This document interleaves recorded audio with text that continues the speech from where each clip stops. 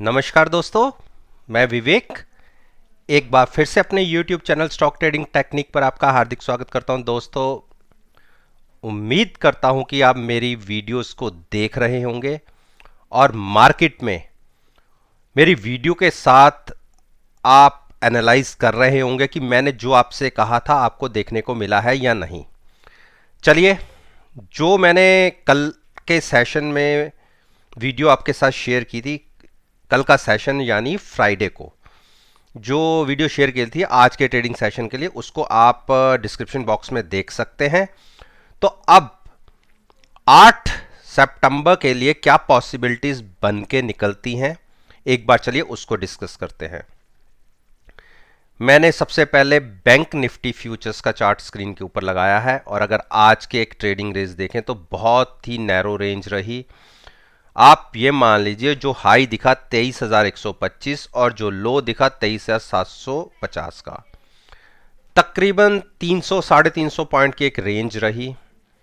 जो नीचे की तरफ हमारे टारगेट्स थे वो भी ब्रेक नहीं हुए और ऊपर की तरफ जो 23,000 का 23,030 का एक जो ऊपर की हर्डल थी उसको भी क्रॉस करके क्लोजिंग नहीं दी।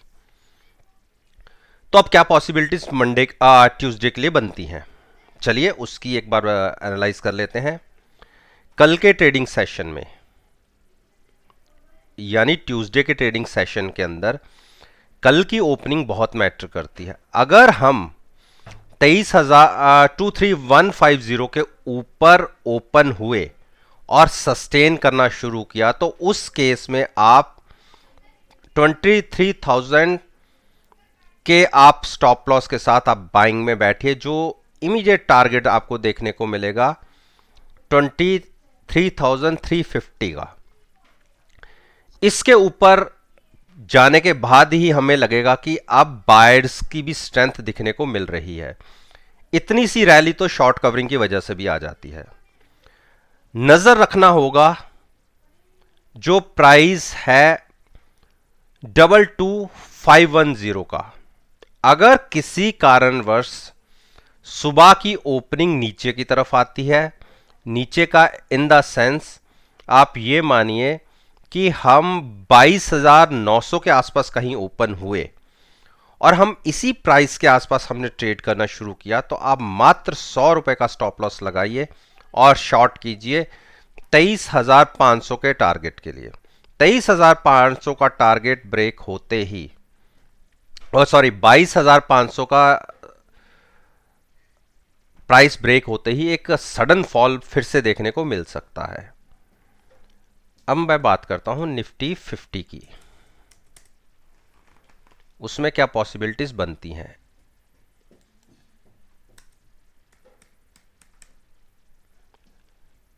निफ्टी 50 फ्यूचर्स पे देखते हैं।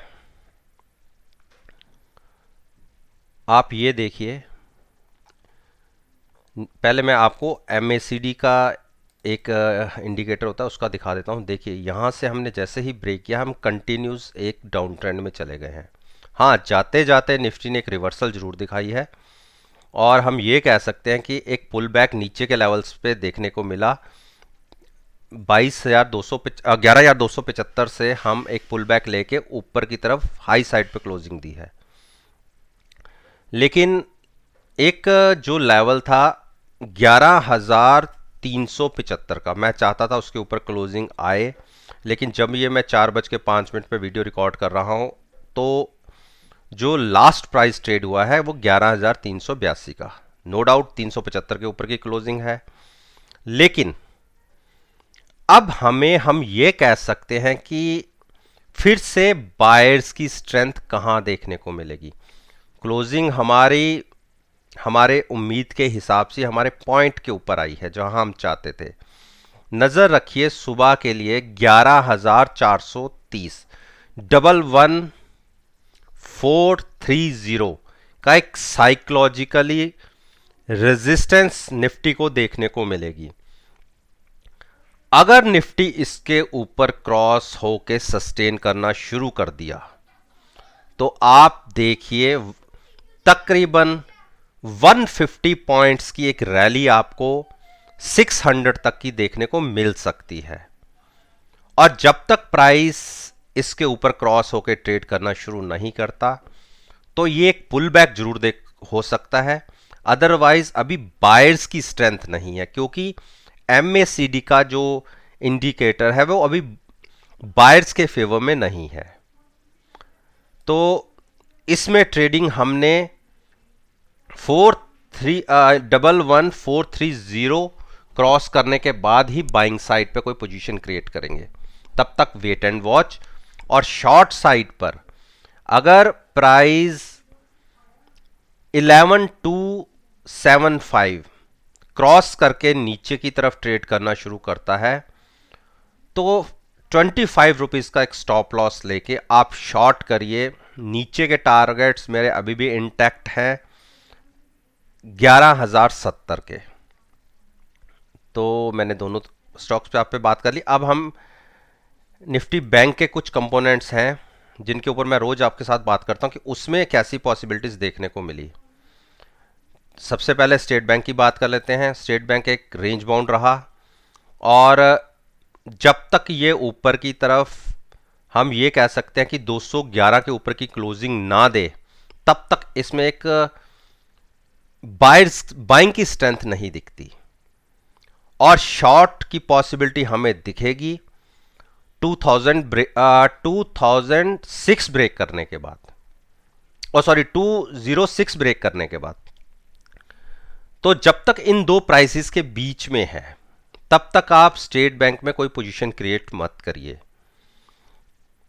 ऊपर जाने के बाद 211 के ऊपर जाने के बाद आप बाइंग कर सकते हैं और नीचे 206 ब्रेक करने के बाद आप शॉर्ट कर सकते हैं। नीचे के टारगेट्स 204 के होंगे और थोड़ा सा और डीप टारगेट बता देता हूं, 200 के टारगेट्स होंगे और ऊपर के टारगेट्स आपको देखने को मिलेंगे 217 के। तो किसी भी साइड का एक ब्रेक आउट या ब्रेकडाउन देखने आने दीजिए। अब मैं बात करता हूं एक्सिस बैंक। एक्सिस बैंक क्या स्ट्रेंथ दिखा रहा है? नहीं। आप एमएसीडी में देखिए अभी भी बेरिश स्ट्रेंथ है। क्रॉस ओवर हुआ है बेरिश साइड पे, लेकिन एक आपको ये जो कैंडल जनरेट हुई है इसके ट्रैप में मत फंसिएगा। जब तक प्राइस एक्सिस बैंक में 470 को क्रॉस करके क्लोजिंग बेसिस क्लोज नहीं होता तब तक ये मत देखिएगा कि ट्रेंड रिवर्सल हो गया, क्योंकि इतना बड़ा फॉल आपको देखा है तो एक कैंडल जनरेट ग्रीन साइड की हो सकती है, नो डाउट। लेकिन इसको हम इतनी सी एक कैंडल को देख के इस सबको नहीं भूल सकते कि मार्केट में एक एक्सिस बैंक के अंदर एक बहुत बड़ा शॉर्ट देखा गया है डाउन साइड के ऊपर। तो नीचे के लिए हमें कहां व्यू देखना है? किसी भी कारणवश कल की ओपनिंग अगर 450 के नीचे आती है और कंटिन्यूस वहां ट्रेड करना शुरू करता है तो तब तक शॉर्ट नहीं करना जब तक 448 ब्रेक ना कर दे। ध्यान रखने वाला बात है कि 448 को ब्रेक करते ही एक सडन फॉल एक्सिस बैंक में देखने को मिल सकता है। तब टारगेट हमें 416 के भी देखने को मिलेंगे। बाइंग हमें करनी है प्राइस 470 को क्रॉस करके ऊपर ट्रेड करना शुरू करें। तब आप सोचिएगा, करनी नहीं है, सोचिएगा कि हमें अब बाइंग की तरफ भी ध्यान देना चाहिए। तब उस केस में जो आपको ऊपर के टारगेट्स दिखेंगे 483 के, 483 एक बहुत बड़ी रेजिस्टेंस का काम करती है। बार बार इसको प्राइस को क्रॉस करने में बहुत तकलीफ होती है। जैसे ये देखिए जब यहां से प्राइस इसने क्रॉस किया था तो कितना बड़ा एक जंप देखने को मिला, और जब इसको ब्रेक किया नीचे की तरफ वैसा ही एक फॉल देखने को मिला।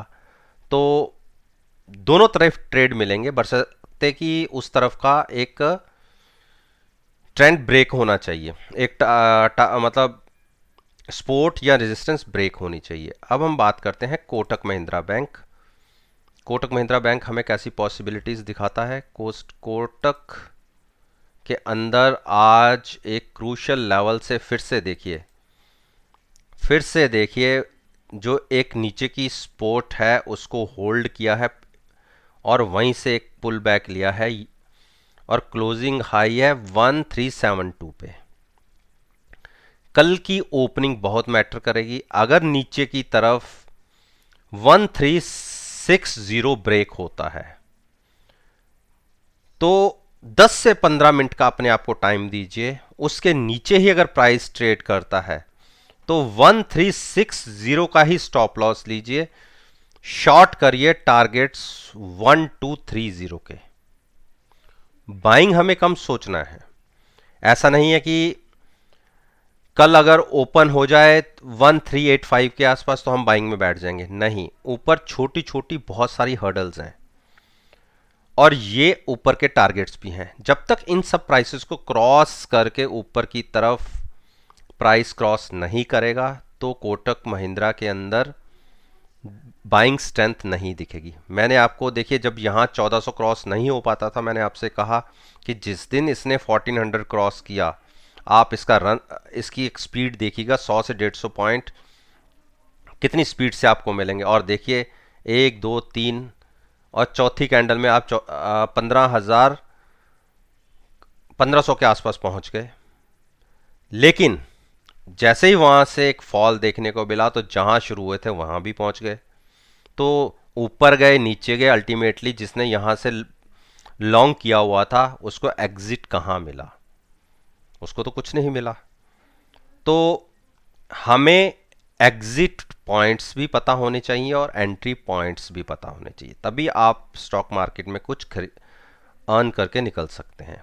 तो क्योंकि अब यहां पे हमारे ये एंट्री लेवल्स हैं, लेकिन एंट्री लेवल ऐसे नहीं है, अभी यहां से और भी गिर सकता है। तो हमें एंट्री कहां लेनी है? जब हमें एमएसीडी में इंडिकेशन जनरेट होगा।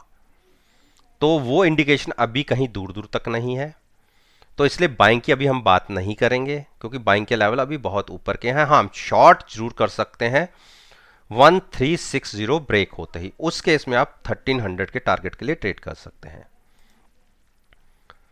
कोटक महिंद्रा बैंक होगा। इंडस बैंक की बात कर लेते हैं। इंडस बैंक हमें क्या कहता है? इंडस बैंक ने आज एक रेंज बाउंड ही ट्रेड लिया है और एक कोशिश जरूर हुई अपनी 9 दिन की एक्सपोनेंशियल मूविंग एवरेज क्रॉस करने की, लेकिन क्लोजिंग नीचे आई। अब देखिए, हाई 625 का लगा के क्लोजिंग दी है 605 के आसपास की, तो 20 रुपीज़ के आसपास का एक शॉर्टफॉल फिर देखा गया नीचे की तरफ शॉर्ट। तो कल के लिए हमें क्या देखना है? हमें कल जो ओपनिंग चाहिए 612 या 15 के बीच में, 612 या 615 के बीच में एक ओपनिंग चाहिए और प्राइस वहां पर कंटिन्यू ट्रेड होना चाहिए। उस केस में आप 605 का स्टॉप लॉस लगा के आप बाइंग में बैठिए। एक पुल बैक अगर देखने को मिला तो 670 तक का होगा, लेकिन हमें एमएसीडी क्या दिखाती है? चलिए पहले मैं एमएसीडी का एक इंडिकेटर स्क्रीन के ऊपर लगा दूं। इसमें है नहीं, मैं एक एमएसीडी का इंडिकेटर लगाता हूं। देखिए अभी तक इसमें स्ट्रेंथ बनी हुई है, लेकिन जैसे जैसे इसने देखिए कर्व लेना शुरू कर दिया, यानी बायर्स के फेवर से ये स्टॉक धीरे धीरे छूट रहा है, बायर्स की स्ट्रेंथ धीरे धीरे कम हो रही है। तो इसीलिए मैंने कहा था कि इसने आज की जो क्लोजिंग दिखाई है वो 9 दिन के एक्सपोनेंशियल मूविंग एवरेज के नीचे की क्लोजिंग आई है। कल अगर हम किसी कारण से 595 ब्रेक कर देते हैं तो एक सडन फॉल इसके अंदर देखने को मिलेगा 580 तक का। यहां अगर सपोर्ट मिल गई तो ठीक, नहीं तो 545 के भी टारगेट्स आपको देखने को मिलेंगे। बाइंग अभी हम नहीं करेंगे। एक कैंडल अपसाइड की ऊपर की क्लोजिंग आने दीजिए, उसके बाद हम बाइंग साइड पर बात करेंगे। अब हम बात करते एचडीएफसी बैंक की। एचडीएफसी बैंक में कैसी पॉसिबिलिटीज देखने को मिल सकती हैं? एचडीएफसी बैंक देखिए, अगर मैं इसके एमएसीडी की बात करूं तो देखिए इसकी स्ट्रेंथ खत्म होती जा रही है। बायर्स की स्ट्रेंथ वीक हो रही है। आज की अगर HDFC को देखेंगे तो इसने देखिए जो एक नीचे की सपोर्ट है 1100 की, उसको छुआ और वहां से एक पुल बैक दिया वापस। लेकिन जो 9 दिन की एक्सपोनेंशियल मूविंग एवरेज है, क्लोजिंग उसके नीचे आई है। ये दो जो प्राइसेस हैं अप साइड पर 1115 यानी 1115 के ऊपर एक क्लोजिंग आने दीजिए, तब हम कहेंगे कि इस स्टॉक में एक स्ट्रेंथ देखने को मिलेगी। अदरवाइज जैसी आज की क्लोजिंग आई है हम उससे खुश नहीं हैं और हम शॉर्ट क्रिएट करेंगे। अगर प्राइस 1100 ब्रेक करके नीचे ट्रेड करना शुरू करेगा तो उस केस में 5 रुपए नीचे तक हम वेट करेंगे। 1095 ब्रेक करते ही हम शॉर्ट करेंगे। 5 रुपीज के स्टॉप लॉस के साथ टारगेट्स तकरीबन आपको फिर से 1050 के देखने को मिल सकते हैं। बाइंग साइड पे हमें तभी जाना है जब क्लोजिंग 1120 के ऊपर देखने को मिले, तब तक हम बाइंग नहीं करेंगे। अब हम बात कर लेते हैं कोटक महिंद्रा बैंक हो गया, ICICI बैंक की। आप ICICI बैंक की आज की मूव देखेंगे तो एक रेंज बाउंड रहा, कोई खास इसमें देखने को मिला नहीं है। और लॉन्ग टर्म के लिए तो ये स्टॉक फिलहाल ठीक लगता है, लेकिन किसी को अगर short medium to short term view लेना है तो हम कहाँ लेंगे, उसके ऊपर बात करते हैं। अगर आप देखें RSI 48 के आसपास तक करेक्ट हो चुका है, तो RSI ठीक है। अब हम MACD की बात कर लें। देखिए MACD में एक बेरिश क्रॉसओवर हमें मिला है, तो ये इंडिकेशन हमें शॉर्ट साइड की दे रहा है। और अब हम बाइंग स्टॉक प्राइस को देख लेते हैं। देखिए जब इसने 382 को ब्रेक किया तो इसमें एक नेगेटिव टेरिटरी के अंदर इसने एंटर कर लिया। उसके बाद और कंफर्मेशन हमें मिल गई जब 378 ब्रेक कर दिया, और अब 370 को छू के ये वापस लौटा है। 370 इसकी एक क्रूशियल आप ये मान लीजिए सपोर्ट है। 2 दिन लगातार इसको छुआ और नीचे आ गया, और अगर किसी कारण से इसने 362 ब्रेक कर दिया तो इसमें 340 के टारगेट्स भी आपको देखने को मिल सकते हैं। अभी बेरिश साइड पे ही है।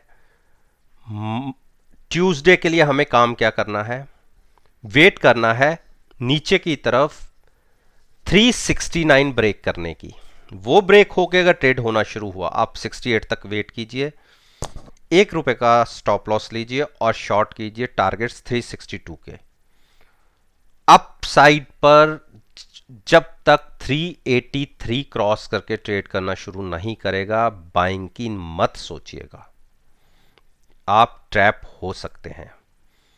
अब मैं बात करता हूं आपके साथ HDFC की।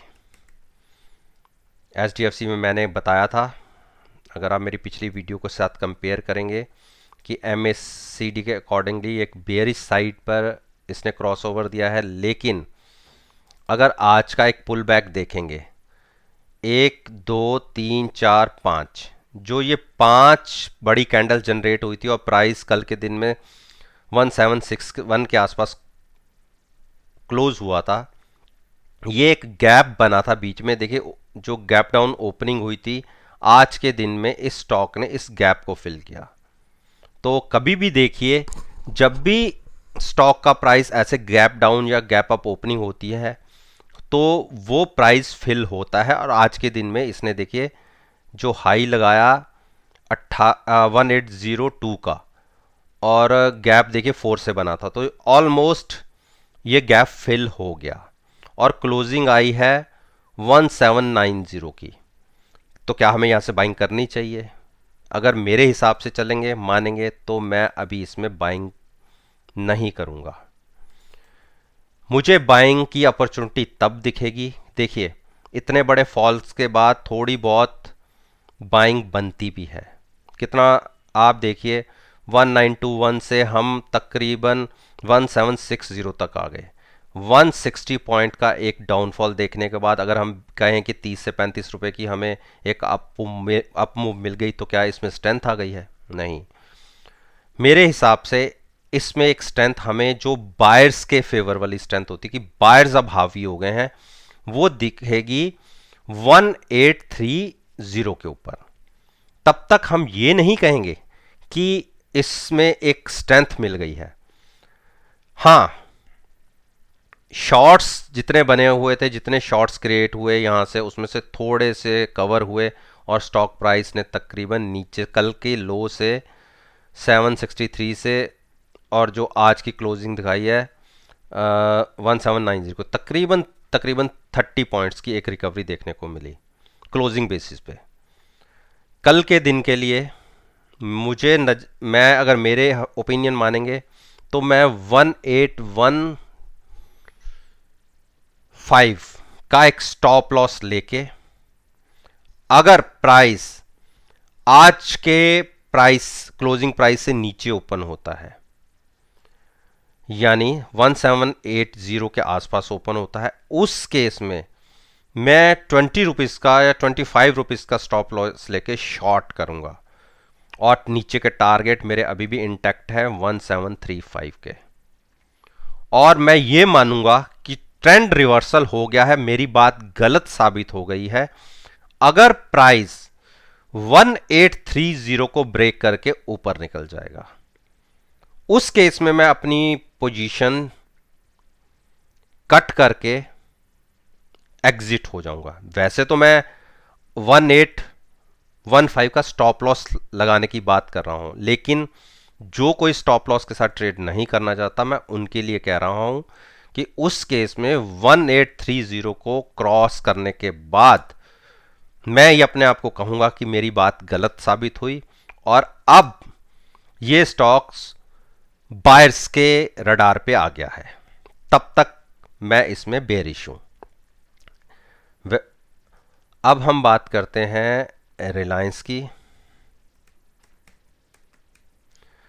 रिलायंस ने देखिए आज के दिन में जो मैंने, देखिए आप कहेंगे कि लाइन नीचे की स्पोर्ट्स नहीं बोलती। देखिए मैंने एक कितने दिन पहले एक नीचे की स्पोर्ट मेंशन की हुई है कि रिलायंस ने अगर किसी कारणवश इसे ब्रेक कर दिया तो ये एक नेगेटिव साइड पे 150 से 200 पॉइंट का एक नेगेटिव फॉल दिखा सकता है। लेकिन आज फिर देखिए 2050 को इसने टच किया और फिर हाई क्लोजिंग आई।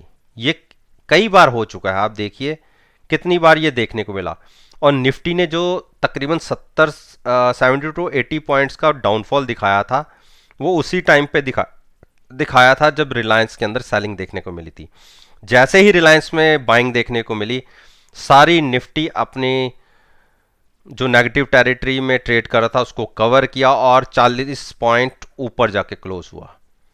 तो कल के दिन में अगर 2110 के ऊपर ट्रेड करना शुरू करता है तो आप रिलायंस को बाय कर सकते हैं और टारगेट बाहरी अपसाइड के होंगे, तब 90 पॉइंट्स अपसाइड के टारगेट्स होंगे 2190 के। शॉर्ट मैंने आपको फिर वही बोला, क्लोजिंग बेसिस के ऊपर 2050 के नीचे की क्लोजिंग आनी चाहिए रिलायंस में, तभी हम इसमें शॉर्ट करेंगे। तो दोस्तों आपने देखा कि जो स्टॉक्स के ऊपर मैंने बात की है, आप खुद इनके प्राइसेस को कल के ट्रेडिंग सेशन में मेरी वीडियो के साथ एनालाइज कर सकते हैं और आप देखेंगे कि बहुत बढ़िया रिजल्ट्स आपको देखने को मिलेंगे। अगर मेरी वीडियो पसंद आई है तो इसे लाइक कीजिए, शेयर कीजिए और मेरे YouTube चैनल को सब्सक्राइब कीजिए और बेल आइकन का बटन प्रेस करना मत भूलिएगा। और मेरी आपसे विनती है कि इस वीडियो को केवल सीखने के पॉइंट ऑफ व्यू तक ही सीमित रखिएगा। मैं कभी नहीं कहता कि आप मेरी वीडियो को देखकर मार्केट में कोई पोजीशन क्रिएट करें।